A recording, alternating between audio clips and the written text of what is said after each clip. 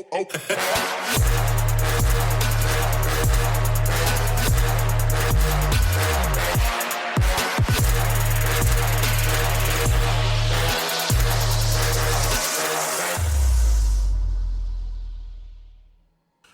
is good, everybody? It is your boy Super Saiyan Cab back with another Xenoverse 2/Fighters video for you guys today, because we're going to be talking about both within this video, and it's not the video I expected to make post-stream yesterday. I thought that we were going to get some absolutely lit news, not only for Fighters, but for Xenoverse 2 as well. I was hoping we was going to get some kind of new reveal, considering the fact that the tweets they put out said big news, big reveals, and world premiere, which they did do. I will talk about that world premiere in a little bit. But when it comes to Xenoverse 2 and Fighters, we got absolutely nothing. If you missed the stream yesterday, which a lot of people did, do not feel bad. You should be happy that you missed that stream, because you did not waste 45 minutes of your life watching it. There was absolutely 0 point for anyone to really tune in and watch that stream. I believe the YouTube stream had over like 2,000 dislikes and barely 1,000 dislikes on their stream. That's how upset people were, because it was put out to be this big Xenoverse and big fighter stream. But there was, again, no news really released for either of these games. So we're going to be talking about and ranting, absolutely ranting about what happened in the stream, what really went down, why did they do this? It makes absolutely no sense. And this right here, this moment, this stream should prove to everybody why the hell Cab rants on Xenoverse so much. The producer of Xenoverse is literally like messed up in the head, and they just refuse to listen to the fanbase or care about the fanbase. So it should be unquestionable why I rant on this game the amount and the way that I do, or talk bad about it when it comes to things that have issues, because there are so many issues and they refuse to fix or address it. So of course I'm going to talk bad about them. Now, before we do get into this, guys, Sub Saturday probably still won't be out today. I'm trying not to get extremely hyped in this video because of my throat still. And it's just very hard to record Sub Saturday, because a lot of times, I get very hyped in those videos. I yell sometimes. And right now, my throat is just not in the condition to do so. So again, Sub Saturday hopefully can be out as soon as possible, whenever my throat actually starts to get better. I thought it would be 100% by now, but it is not. Now, getting into this stream, we're going to break the stream down from start to finish. The way this stream started, they first started out with Xenoverse 2. Xenoverse 2 was the first game that they talked about. They had the producer of Xenoverse 2 on the set and all this other stuff, right? Well, I'm going to tell you guys, there was two things that they revealed about Xenoverse 2 that was supposedly the big news. Number one, check this out. For those who did not see the stream, check this out. Number one, Crystal Raid mode. Bruh. Oh my God. Crystal Raid mode. That was some insane news right there, bandai. Let me tell you, we've only known about this damn mode for 2 months now.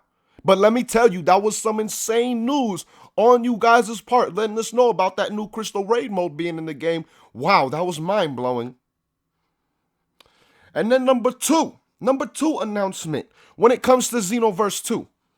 Photo mode. And not even a release date at that. Just the announcement of photo mode.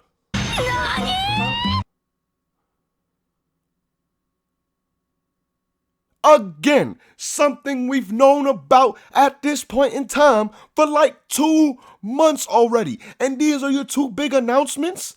These are your two big announcements. And then you have the audacity to showcase gameplay of the DLC 8, basically promoting DLC 8 so you guys can get even more sales on the DLC, even though it's a month after. Why are you promoting DLC 8 saying it's big news a month later after the DLC drops? That makes no sense. Absolutely 0 sense, but I'm going to explain why they did this at the end of the video. Stay tuned, because it's going to show something that you're going to be like, wow, really, Bandai? Just wait to the end of the video when I fully talk about why they announced all this stuff so late down the line. You guys are going to be like, wow, it's unbelievable. So they talked about raid mode, the Crystal Raid mode. They talked about photo mode, and they talked about the DLC 8. Now, there was one part of news that they did mention that was brand new news, but it wasn't good news at that. The producer basically straight boldface said There is nothing we can do about cheaters or hackers or something along those lines. Basically, he can do nothing about people modding this game. About people, excuse me, you see if I get too hype, I'm gonna die. About people boosting in tournaments. There's nothing that can be done about these guys. So we're just gonna let them ruin the game for us even more online because Bandai and them supposedly can't do anything about it. You gonna tell me that all that work people put into sending you guys clips, because you guys said to send them clips? You literally put out a tweet saying, send us clips of people cheating or modding, and we will take care of it, yada, yada, yada, something along those lines. And now, to a couple months later, we can't do anything about cheaters. So basically, you just had everybody in the community try and put together all these vids of modders, have them come into one big compilation, send them into you guys with a list of an insane amount of names, and then you do nothing about it? How messed up is that? That's absolutely just, to me, it's just so foul. Like, how can you do that? How can you just straight lie to your fan base so much? Let's check the lies that they had basically in this one stream.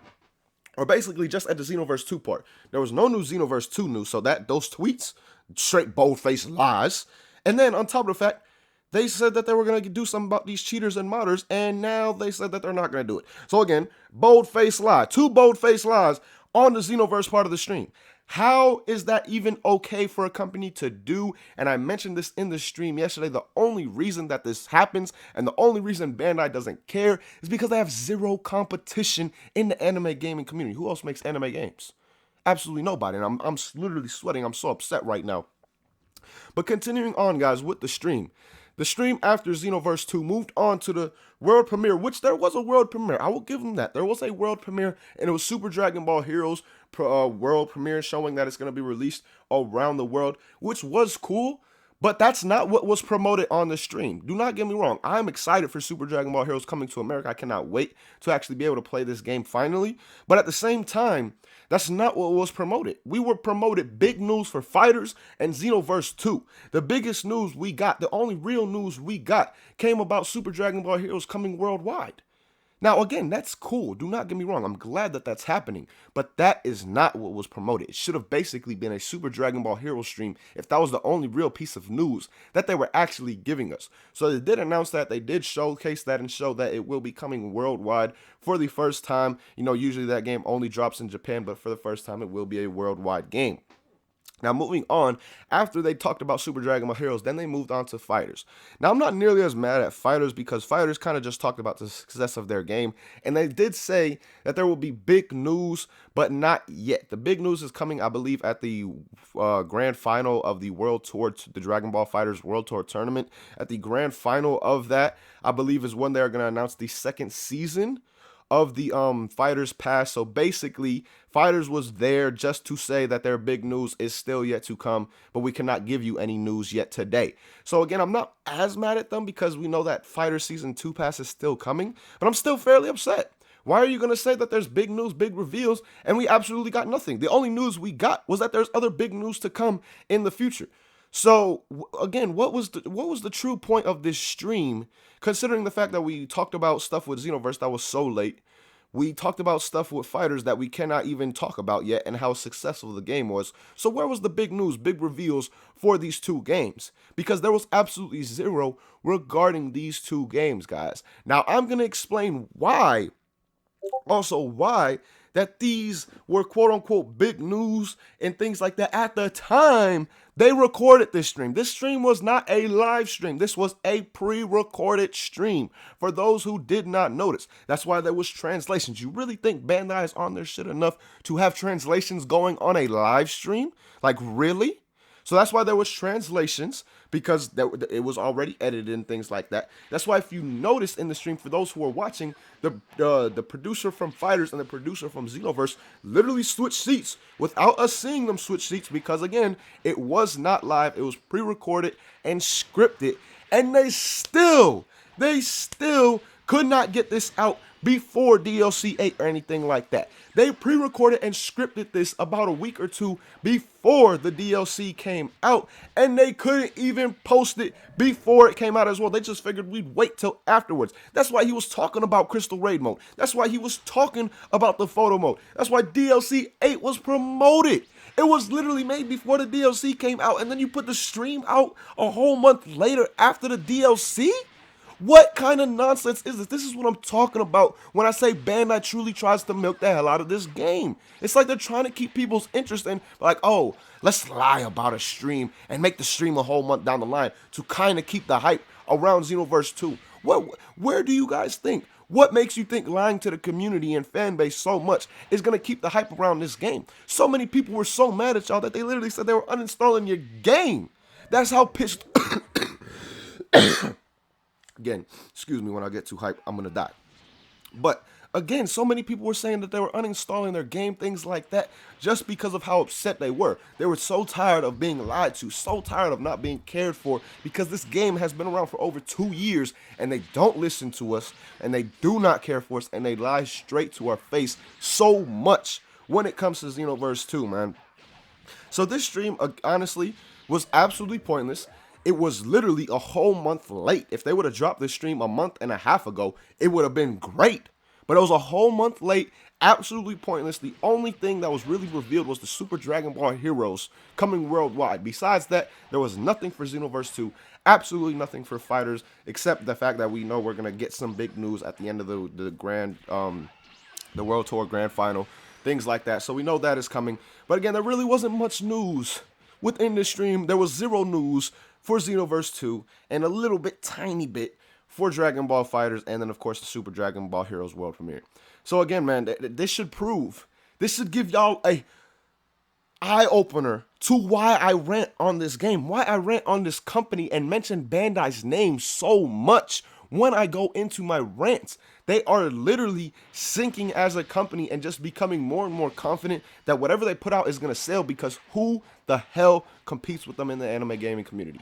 Until someone comes and competes with Bandai in the anime gaming community and gives them some kind of reason to actually step their game up, I truly have fear that we're going to be dealing with this company in this light for a very long time. Again, until someone steps up and decides, let me go into that anime gaming. It's starting to actually blow up. Let me see if I could put my hat into that ring, I guess you could say, and start making anime games. We have zero chance, in my opinion, of really seeing Bandai truly improve, because they know we're going to buy these anime games regardless, because we're so hyped and we love these shows like Dragon Ball, like Naruto. Why the main reason Jump Force is getting so many sales, because all of our favorite animes are coming in one. Now, I'm not saying Jump Force is going to be bad. I truly think the game is going to be good. But I'm just saying, they truly have no competition, and I feel that they will not step their game up until some competition is actually made.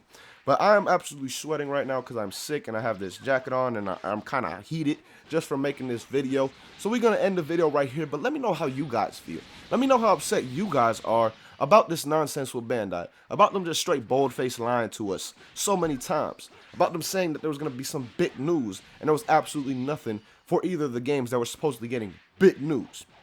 Let me know all your thoughts on that down below in the comments. But as always, man, thank you guys so much for watching. Really, really hope you guys enjoyed this video. Until next time, as always, hope you have a good day. Peace.